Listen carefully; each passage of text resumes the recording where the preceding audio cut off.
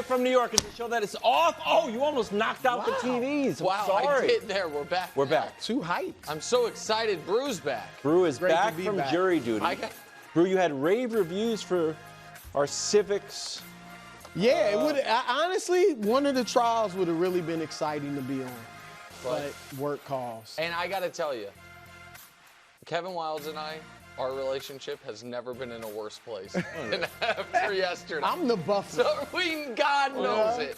We need I was trying to just do a podcast. Wildes trying to do a podcast. I was so annoyed about yesterday. I think I was still annoyed on the call this morning. It's just the whole thing. We're going to bounce back today, though. We start with a historically bad shooting night in Boston. The Celtics set a playoff record by missing 45 three-point shots, while the Knicks built a comeback with all the bricks.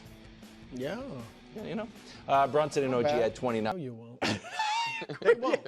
I agree. Mazzulla's like, no. Even today, Mazzulla's on the record saying he liked the shots. What was the story of this game? Well, they New did York's get good comeback. shots. They missed them. But the Boston story is collapsed. The story is the Knicks. Really? 100%. The Knicks were down 20 with 5.5 minutes left in the third quarter, and easily and understandably, the team had beaten them 4 straight times, 3 times by blowout. The Celtics were not making shots, and they were still up 20, and the Knicks erased that deficit, not fully, but essentially, about as fast as I can ever remember a team going from 20 to 2 possessions. It was, we can show it to you, in 5 game minutes, the Knicks did this with the Celtics doing that, and all of a sudden, a 20-point lead is a 6-point lead in the waning seconds of the third quarter. Now, the Celtics, I think it was Horford, someone did hit a 3 to give him a 9-point cushion going into the fourth, but it was a game again. And Brew, yesterday I said that if the Knicks are going to have any chance, and I understand a lot of people think even despite the win they have no chance, but they certainly have more of a chance today than they did yesterday. Yeah. And if they're going to have any chance, I felt they had to win game 1 because the Celtics had dominated them in the regular season except for that last game. And if you want that last game to have meant something, like, hey, we're not the team that you blew out 3 times. We are the team that played you to overtime. You needed to validate that. And had they not only lost, had it gone the way it looked like it was going to go for the first 2.5 quarters, where it's just another dog walking by Boston, then I don't think the Knicks could look themselves in the mirror and say, we've lost 5 straight to you, but we're about to beat you 4 out of 6. Yeah. And so I thought the bigger story was the Knicks' toughness, then Jalen Brunson at the end, those huge jump shots. And last point, I'll give it to you. Usually when you feel one team is way overmatched, it feels like, man, if it goes to overtime, they're going to lose. Like, they've got to win in regulation. If it's 5 minutes even, I felt even after Brunson missed the potential game winner, which was shocking, which is testament to him, I was like, I think the Knicks are still going to win this game. And so, I think they felt that way. So, to me, the bigger story is the Knicks. I agree with a lot of what you said about the Knicks because I don't want to take anything away from them. They did show heart. They showed grit. They showed skill. Like, props to the Knicks because you're right. They could have folded and they didn't. So I don't want to take anything away from them. But to me, there's no question the story is Boston's collapse because their collapse is a microcosm of one of the big questions surrounding the NBA and actually American basketball in general today, really. Here we go. The question is, has the three-pointer become too big a part of the game? And that's what everybody's talking about today. With all due respect to the Knicks, everybody's talking about what in the world was Boston doing? How in the world could they shoot so many threes? And the numbers are comical, downright comical. They missed, you said it, they missed 45 threes. 45. The Knicks didn't even attempt 45. They attempted 37 and hit 2 more than the Celtics. And a lot of those are open. I think half of them roughly were open. You look at all those. But here's the deal. No, the only team in the league to attempt 45 or more three-pointers game, attempt, not miss, was the Celtics with 48 a game. Like, I can't tell you how ridiculous it is to shoot 60 three-pointers of your 90 shots. And in that run, Nick, you mentioned, so they're up 20, all right? Over the next 10 minutes of playing time, they go 3 for 15 from 3. 15 of their 17 attempts are threes. I mean, this is ridiculous for them to keep doing that. And that's why, as much as the Knicks fought back and played well, it was the Celtics' foolishness to keep shooting. We know the historic game with the Houston Rockets when they missed 27 straight. Here's the deal. The Celtics were dominating the Knicks on the glass. The Knicks are second to last in the league in block shots. They have very little rim protection. Karl-Anthony Towns obviously isn't a great rim protector. Mitchell Robinson had been played out of the game because of the hack of Mitchell or whatever, and he missing the free throws. And Towns had fouls. You could have went and gotten him in foul trouble, gotten him out of the game, or just went at him and thinking he's not going to contest. And you got two very good guys off the dribble in Jaylen Brown and Jason Tatum. And yet you still sat here and shot 3 after 3 after 3. So they were the story, Nick. And you're right. They didn't just lose a game. They lost the mental edge that they had over the Knicks, right? Because you're right. If the Knicks lose that game, now they've beaten us 9 out of the last 10 times. They just beat us again in the first game of the playoffs. They blew us out most of the times we played them. Like, the Knicks mentally would really be spent, but now there's no question the Knicks feel like they can win this series, and good for them. Yeah. Do you think the Knicks can win the series? Do I think they can? Yes. Do I think they will? No. My pick would still be Boston, but I think just you saying they can is big. Correct. Because most people didn't think and we're going to get into this more later. I think the Knicks are in a situation. There are a lot of potential similarities to what happened to Denver last year. And it's not just that Kevin Wildes is leading the bandwagon of both of them. What's the similarities? Well, the defending champ who in round 2 runs into a team that was built with them in mind. Their roster was built to beat them specifically, surprisingly lose a game 2 or a game 1 at home, to lose home court for the series. There's that series. Then, by the way, Denver rallied and got up 3-2, but then a brutal game 6 on the road that they lost, and then all of a sudden, game 7s are weird. Ask Buddy Hield. Once it gets to a 7. Right, and I think that there is, and I think there is extra, there's, when a team has been built specifically for one opponent, it tends to lead to odd potential results. We saw the KD Steph Warriors, when healthy, beat everyone in 5 games basically, or 4, except for the 2018 Rockets, who were built with them specifically in mind, who found themselves up 3-2, and then Chris Paul pulled his hamstring, and then they missed the 27 straight threes. The Timberwolves over the Nuggets last year, where the guy who built the Nuggets then built the Timberwolves with them in mind. I'm interested. But I'm now interested. You can't. Here's the pushback I would give you on your look of almost disdain that anyone would think the team that's up 1-0 has a chance. I'm not saying they don't have a chance. Well, then I'm saying it was a historically bad shooting night in league history. It's the second from 3. In the Mazzulla era, it's the second worst shooting night since Joe Mazzulla's been the coach. They lost by 3 points. So anything short of a historically bad shooting night, the Celtics win. And the Celtics have played the Knicks and done this to the Knicks before. They did it in the very first game of the season. They shot 61 threes. They won by 23. Last night, they shot 60. They lost by 3. I expect most of the games to be somewhere in the middle. I don't expect you to shoot 47%, but you're not going to shoot 25%. And the Celtics strategy is going to work in the long run. Shooting threes is going to work and beat the Knicks, who give up a lot of threes. Right. They might be built to.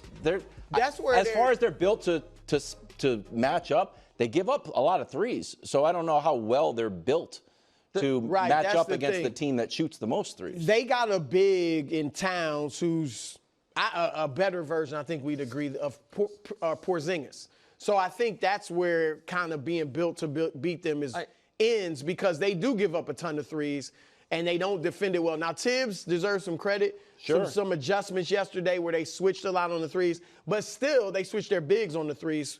So that was good. But they still gave up a bunch of wide open ones that obviously the Celtics are going to hit at some point. When we talked about this series on Friday, we all said the Knicks were essentially drawing dead. My pick right now would be Boston. The point I am trying to make is that the record that the Celtics just beat for most missed threes in a game was set by the Timberwolves 4 days ago in a game they won. So, like, it's not the Timberwolves went 7 of 47 from three and found a way to win the game. That shooting performance doesn't get you. Still made 15 threes in the game. It does not guarantee you a loss. And I just think in a race to 4, getting up 1 when no one thought the Knicks were going to win yesterday gives them, a real shot when previously they didn't have one. That's true. Celtics 20-2 after a loss and 4-0 after a postseason loss in the Missoula era. Meanwhile, in OKC, another top seed goes down despite leading for most of the game. The Thunder started fouling up 3 and opened the door for Aaron Gordon to win the game. Was that a mistake, Brew? No question. That was terrible. Can we show the play? I don't know if we got. So with 11 seconds left, they're up 3. Jokic is out of the game. He's on the sidelines, and there's no timeouts left for OKC. Here we go. So Shea scores. They're up 3. No timeouts for Denver. All right? And then Caruso was fantastic. 20 points, 6 assists, 5 steals, 2 blocks on the night. He was awesome. He's a great defender, all-league defender. But he doesn't even, think about not fouling. Yeah. I don't it's less than a second off the clock. Why? And the previous one took 1 second off. Yes. What you do is you defend them solidly and make them take some time off the clock, just getting the ball past half court, and run the clock down. They can't get Jokic. You don't even have to foul. If they hit a 3, at worst, it's tied, and we get the last shot. I think you play straight up defense. You're one of the best defensive teams in the league. Their best player isn't in the game. This was a terrible decision, and this is similar to Boston, and these are 2 fantastic coaches, obviously. But this is not thinking on the part of the coaches. This is just going by what modern basketball conventional wisdom is. We foul. We just foul. We're up 3, we foul. Well, think about their best players on the sideline might never get in the game again if you play it straight up. And then Missoula, we shoot threes. No matter what, we just keep shooting threes. So there are exceptions to every rule.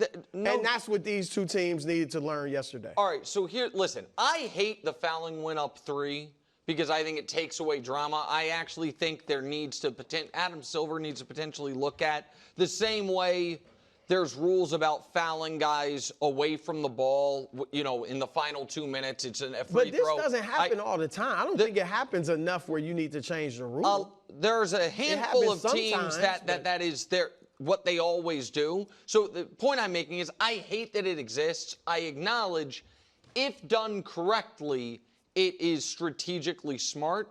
I thought they screwed up both times. I thought the first one, with 14 seconds left, they fouled instantly on that one too. Yes. And it's Caruso both times. Right, and I thought that once you're saying we're only going to drain a second or less every possession, then you are flatly saying we think we'll never miss a free throw. Because if the only way that is sound strategy is if you are certain you can make your free throws, we'll never miss, and eventually the game's going to end.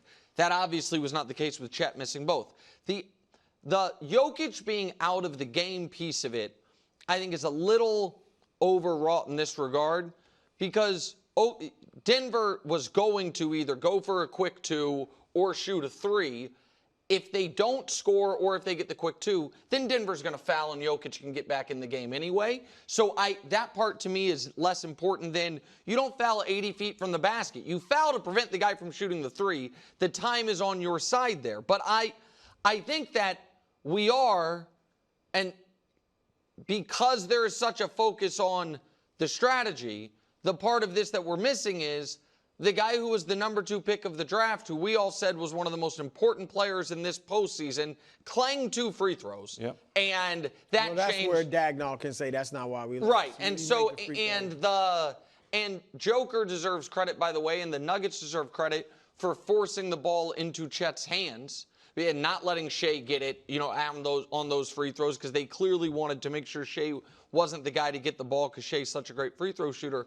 I just think I hate fouling when up 3. I think it's the smart thing to do. I think they executed it poorly. And the fact that they fouled twice and a total of 1.9 seconds came off the clock is just awful game execution. Looking at it, Brew, it feels like some sort of mistake. Caruso foul at 12.2. SGA dunk at 11. Caruso foul at 10.1. So 2 fouls. Ridiculous. In 2 seconds. When you're up, you don't extend the game. The team that's trailing extends the game. Do you think there's anything super macro here where there's some news on like local Denver? They're like, you know what? Fired Mike Malone. No one believes in us. We went from being the defending champs to now, prior defending champs, to just playing carefree, where the Thunder are playing. The Thunder were playing not to lose. The Nuggets were playing to win. Do you think that's anything of like the mindset of the two teams? I do think OKC is going to be tight in these playoffs at times because they are expected to win, and they don't have much playoff experience. That's been my whole thing, all season long. And so I think they're getting tight. They can be tight, but as far as Denver, but when you've won a championship, they are always expected to be in the hunt and have a shot. So they might be playing more loose just because Adam has a different demeanor than Michael Malone. You see, I've never seen Jokic so animated. I actually love it because the kind of the joke about Jokic is that he doesn't care. He doesn't even care. This guy cares. He clearly cares. He cares, and he's coaching. I love seeing this. And he's probably not, nothing against Michael Malone, he's probably not doing that with Michael Malone. No. We've never seen it in 10 years. So, yeah, I think that's a factor. Nuts. All right, speaking of Jokic, looking ahead, Joker had 18 in the fourth, 42 overall, also added 22 rebounds. Rare company for that stat line. Full list of 40, 20, and 5 in playoff history. Joker, Giannis, Shaq, and of course, Wilt twice. Are you buying Denver can win this series? Of course they can. Again, my pick before this series was Oklahoma City. I think Oklahoma City right now should be the favorites to win the championship. I don't know if Brew disagrees with me there, but I do feel that way. I felt that way going into this round. But of course they can win. And I'm in awe of Joker. And I can be late to the party, but I showed up. And his calm and total mastery over these end-of-game situations, it's just brilliant. And he got a mismatch when they were down 6. I forget who he backed down. Got a little a little 5-footer, and he had to be careful because he had 5 fouls. He's playing with 5 fouls, and you've seen Joker sometimes turn the shoulder and pick up the offensive foul, particularly on a smaller guy. Or concuss, Right. Was that Lou Dort? Yeah, Lou Dort. Yeah. He gets it. He gets the basket. Next time down, Hartenstein is doing this in his face, trying to get him not to shoot. Joker surveys, waits, everything, bangs the 3. And then this is where I want to really give him credit, and it's such a small thing. So he came back in despite having 5 fouls to guard the inbounder. And if we play it, I've never seen him jump like that. So it's this, career. And then watch, it's this. So I've never seen him do it either, and I'm going to postulate something. I think he's one of the only alpha-level, super-duper stars who would do that because it looks so goofy.